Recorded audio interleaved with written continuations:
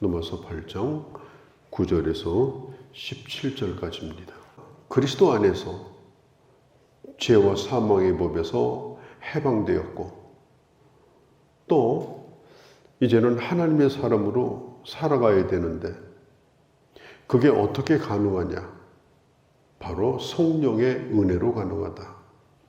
성령의 능력으로 가능하다. 이게 내 힘으로 될 것 같으면 열심히 네가 노력해라. 최선을 다해라. 오늘 성경은 한마디도 그런 얘기를 하지 않습니다. 우리의 영이 성령의 인도를 받을 때, 우리의 영이 성령의 지배를 받을 때, 우리의 영이 성령으로 충만할 때 그 은혜에 응답하며 살 수가 있다. 또 몸의 행실을 죽이며 하나님의 아들답게 영의 사람으로 살아갈 수가 있다 하는 것입니다. 내가 스스로 신앙생활을 하고 있는 사람, 이런 사람은 어느 순간이 되면 스스로 내려놓습니다. 그래서 성령 없이, 하나님의 성령의 도우심 없이 최선을 다하는 신앙생활이라는 것은 무의미한 겁니다. 노력은 하겠지만 반드시 끝이 보이는 것이고 또 결국은 스스로가 하다 마는 거예요. 그래서 신앙생활은 하나님께서 우리에게 합당한 신분을 주셨고 미리 승리를 약속해 주셨는데 그것을 보장받고 사는 방법이 뭐냐? 바로 성령의 사람으로 살아가는 것이다. 우리는 먼저 이 성령에 대한 이해가 필요합니다. 성령은 삼위일체 하나님 가운데 삼위의 하나님이셔요. 성부 하나님도 인격을 가지고 계시고 성자 예수 그리스도도 인격을 가지고 계시고 성령도 인격이 있습니다. 그러니까 성령은 비물질이 아니에요. 내가 마음대로 불러들이고 또 내가 마음대로 사용해 먹고 그게 성령이 아닙니다. 성령은 하나님이십니다. 하나님. 전능하신 하나님, 모든 걸 아시는 하나님, 또 무엇이든지 나를 도우실 수 있는 하나님, 그분이 성령님이셔요. 그렇기 때문에 우리는 성령을 어떤 때는 무슨 바람으로 비유하기도 하고 불로 비유하기도 하고 이렇게 하지만 성령이 바람은 아니에요. 그냥 비유한 것뿐이에요. 또 성령이 불도 아니에요. 불같이 임하신다고 해서 불로 비유하는 거죠. 성령은 결코 물질이 아닙니다.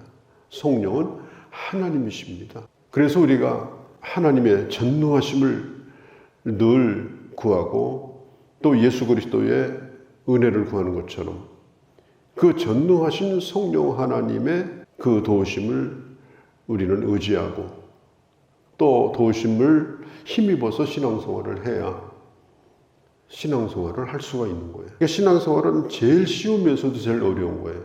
성령 안에서 행하게 되면 제일 쉬워요. 그런데 내가 하려고 하면 제일 어렵습니다. 요즘 무슨 영성 훈련이니 또 영성이니 이런 얘기를 많이 해요. 근데 그런 얘기를 이렇게 가만히 이렇게 들어보면은 이게 무슨 얘기인가 하면은 어떤 종교 생활 뭘 아주 착실하게 성실하게 하면은 영적으로 대단히 깊어지는 사람이 된다. 영적인 수준 높은 사람이 된다. 영적인 그런 대가가 될 수가 있다. 그래서 아주 높은 경지에 이를 수가 있다. 그렇지 않습니다. 그건 종교적인 차원에서 얘기하는 거지 성령님은 인격이기 때문에 인격. 지속적인 인격적인 그런 관계 안에서 우리는 성령 충만함을 경험하게 되고 그리고 그분의 통치를 받고 그분이 주시는 그 능력을 실제로 경험하면서 살아갈 수가 있는 것입니다. 자, 오늘 성경은 우리는 은혜에 빚진 자이기 때문에 13절에 보면 이제는 육신에게 뭘 갚을 의무가 있는 자처럼 그렇게 하지 말라는 거예요. 빚을 지면은 가서 굽실거리잖아요. 길을 못 쓰잖아요. 우리는 육신의 빚진 자가 아니라는 거예요. 그래서 육신의 요구에 굴복하지 말라. 우리는 은혜의 빚진 자다.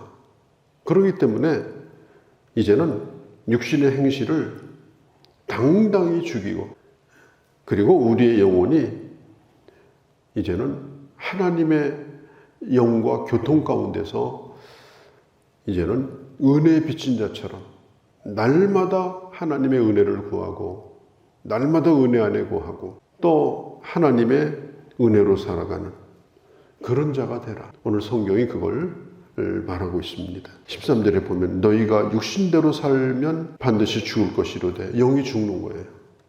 그러나 성령 안에서 성령으로 살면 썩어가는 몸의 부패성, 이런 것으로부터 우리는 충분히 이길 수가 있다. 조건은 뭐냐? 성령의 강력한 인도를 받는 것이다. 그러니까 신앙생활은 그냥 어느 순간 불이 떨어져 가지고 성령이 강력하게 나를 한번 당겨주는 것, 그것이 아닙니다. 지속적으로 나를 이끌고 가시는 것, 그게 성령의 역사예요. 그게 바로 성령의 역사이다라고 하는 것입니다.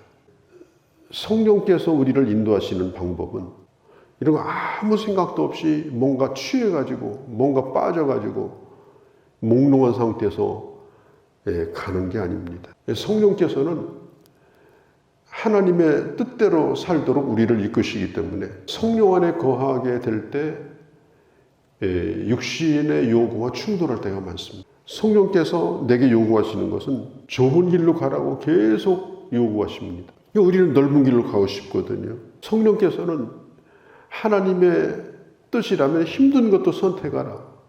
그런데 우리의 육신은 늘 편한 길로 가려고 합니다. 성령이 나와 함께 하신다라고 하는 것은 이런 싸움이 없는 게 아니에요. 성령 충만하다고 해서 이런 갈등이 없는 게 아니에요. 그러나 내 영과 육신이 충돌하게 될 때, 또 내가 이제까지 살아온 그런 방식으로부터 벗어나서 하나님의 사람의 길을 걸어가는 것, 그걸 선택하게 하시는 분이 바로 성령 하나님이십니다. 갈등이 없다는 얘기가 아니에요.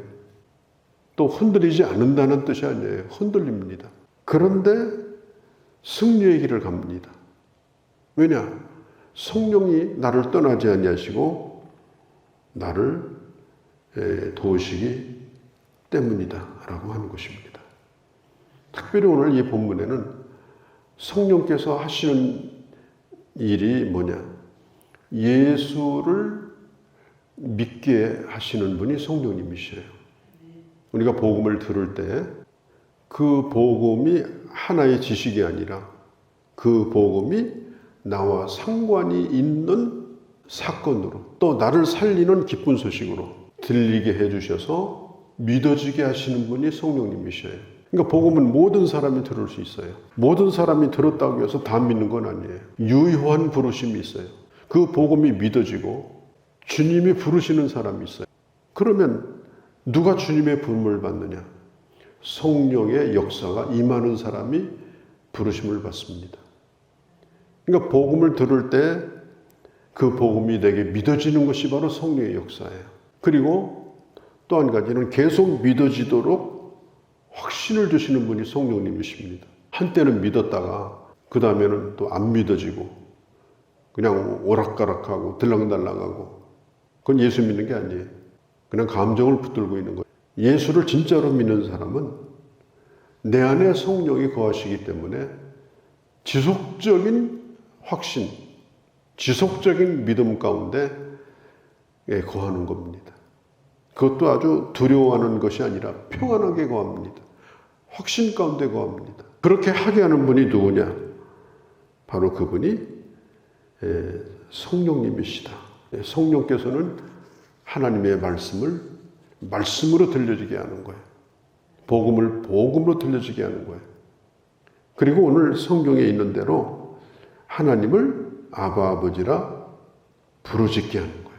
하나님 아빠, 이 아바라는 말이 아빠라는 말이에요. 하나님 아버님 이렇게 하는 분이 없죠. 너는 하나님을 아버님으로 불러라 이렇게 하지 않죠. 아바 아버지라 부르짖게 하기 때문에 우리는 하나님을 아바 아버지라 부릅니다.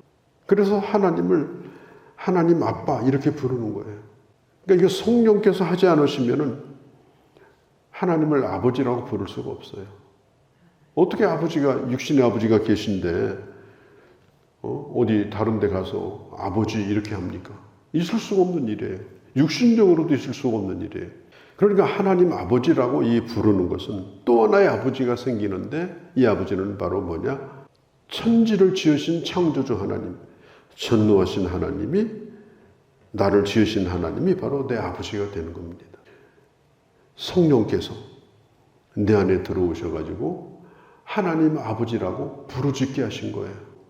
내 의지를 사로잡아가지고 내 감정도 아주 평안하게 기쁘게 만들어가지고 한없는 그런 하나님을 향한 믿음의 고백으로 하나님 아버지 이렇게 부르게 하신 거예요. 그때부터 지금까지 하나님을 아버지라고 부르는 겁니다. 이렇게 하게 하신 분이 누구냐? 바로 성령님이셔요. 오늘도 우리는 성령이 떠나시면 하나님을 아버지라고 부를 수가 없어요. 못 불러요, 감히. 그런데 성령은 우리를 떠나지 않으시기 때문에 그런 걱정을 할 필요가 없는 것입니다. 예수님이 세례받고 올라오실 때 요단강에서 하늘문 열리더니 이렇게 음성이 들렸어요. 이는 내 사랑하는 아들이요 내 기뻐하는 자다. 너는 내 아들이다. 하늘에서 음성이 들려줬어요. 예수님은 마지막 숨을 거두실 때도 아버지라고 불렀어요. 예수님도 성부 하나님을 아버지라고 부르며 공생애를 시작했고 아버지라고 부르면서 마지막 숨을 거두신 겁니다. 우리도 마찬가지예요.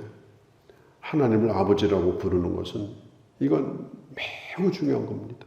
벌써 그분과 관계가 맺어졌다는 거예요. 그분과 나와의 관계가 맺어진 거예요. 또 오늘 성경에 보면 양자의 영이라고 했습니다. 양자의 영은 뭐냐? 본래 아들이 아닌데 아들로 삼아주시는 데 있어서 보증이 되시는 영이 양자의 영이에요. 성령이 우리가 하나님의 자녀인 것을 보증해 주셔요. 그것을 뭐라고 해요? 인쳐주신다. 인쳐주신다. 인쳐주신다는 말은 도장을 찍어주신다는 거예요. 그러면 날마다 아침에 출근 도장 찍듯이 성령이 도장 찍어서 오늘도 내가 하나님 아들이네. 그게 아니에요. 이미 인쳐주셨고 그 효력은 영원토록 유효하기 때문에 하나님과 우리의 관계는 결코 변화될 수가 없다. 하나님은 내 아버지고 나는 하나님의 아들이다 하는 거예요. 본래는 아니었는데 양자의 영이신 성령께서 나와 함께하기 때문에 오늘도 하나님의 아들인 것입니다. 그러니까 노마 시대 때는 이 바울이 노마서를 기록할 때 이 노마 시대 때는 아들 가운데 참 쓸만한 아들이 없을 때 그러면 양자를 드립니다. 남의 자식인데 내가 당신의 아들을 양자로 삼겠다. 그래서 남의 자식을 양자로 데려와요. 그러면 이게 법적으로 아들이 되는 겁니다. 노마 황제 가운데도 이 시저의 아들인 이 아우구스토니스도 그 양자예요. 양자. 자기 직접 그 아들이 아닙니다. 또 노마의 트라이안 황제인데 유명한 황제입니다. 그 다음에 하드리안에게 물려줬는데요. 그 자기 아들이 아니에요. 양자예요, 양자. 그러니까 노마 시대 때는 양자는 자기 아들과 똑같은 권리를 갖습니다. 그러니까 양자가 곧 아들이에요. 오히려 친아들보다 더 좋은 대접을 받아요. 그게 바로 사도 바울이 말했던 이 양자라고 하는 개념입니다. 그러니까 영화에 보면 이 벤호 영화에 벤허가 나오잖아요. 이 벤이라는 말이 이름이고 허라는 말이 훌의 아들이라는 뜻이에요. 훌의 아들 벤. 자, 그런데 유대인으로 이제 태어나가지고 노예가 됐어요. 그래서 배 밑창에 들어가가지고 5년 동안 배에서 나와보지 못하고 노를 저어요. 그렇게 하다가 그 배의 함대사령관인 아리우스 제독의 양아들이 됩니다. 그래서 이 베너가 로마 시민권을 갖게 돼요. 로마 시민의 신분을 갖게 됩니다. 그게 그 시대에 있었던 일이에요. 이 성령은 우리를 두려워하게 하는 영이 아니고 성령은 양자의 영이 되게 하시는 분이다. 그래서 우리가 내가 성령 받았다 하는 것은 뭐냐? 바로 하나님의 양자가 된 겁니다. 내가 성령 받았다. 또 성령이 나와 함께 하시기 때문에 우리는 하나님을 아버지라 부르게 되어진다. 하나님을 아버지라고 부르는 자가 바로 성령 받은 자다. 하나님과의 지속적이고 충만한 관계를 갖는 사람이 바로 성령 충만한 사람이다. 이 확신 가운데 살아가는 사람, 이게 바로 성령의 사람이다. 제가 처음에 얘기한 것처럼 성령이라고 하는 건 불도 아니고 바람도 아니에요. 비유한 거예요. 성령을 그렇게 생각하면 안 돼요. 불과 같으니 성령이 불이다, 그런 뜻은 아니에요. 성령은 인격이고, 그리고 오늘도 성령 하나님은 나와 함께 하시는 분이다 라고 하는 것입니다. 내가 하나님과 한 가족이 되었고, 이제 마지막으로 중요한 얘기를 드리겠는데요. 이 한 가족이 되었다고 하는 것은 모든 걸 그와 함께 하는 겁니다. 그래서 우리가 그리스도와 함께 마지막에 있는 것처럼 고난도 당연히 받는 겁니다. 신자가 그리스도를 위해서 고난받는 건 전혀 이상한 일이 아닙니다. 이것은 전혀 잘못된 것이 아닙니다. 당연히 받는 겁니다. 하나님의 일을 위해서, 하나님의 영광을 위해서, 또 하나님의 교회를 위해서 내가 고난받는 것은 이건 당연한 것이 이상한 게 아니에요. 고난 안 받는 것이 이상한 거예요.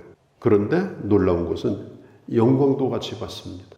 하나님의 사람은 고난과 영광을 그와 함께 누리되 영원한 상속자의 신분으로 살아가는 것이다.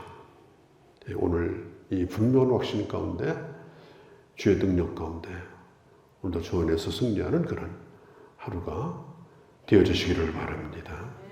거룩하신 우리 아버지 하나님, 오늘도 저희들을 사랑하셔서 오늘 이 새벽에도 나오게 하시고, 아버지 주의 말씀으로 다시 한번 아버지 하나님의 말씀을 자세히 들을 수 있도록 은혜 주심을 감사합니다.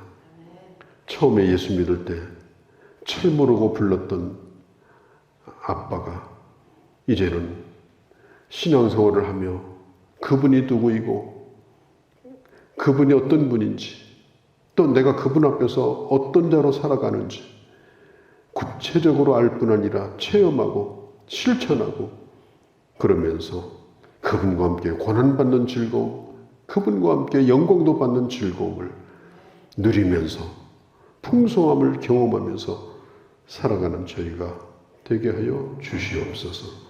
이 하루도 주께 의탁합니다. 우리 주 예수님의 이름으로 기도하옵나이다. 아멘.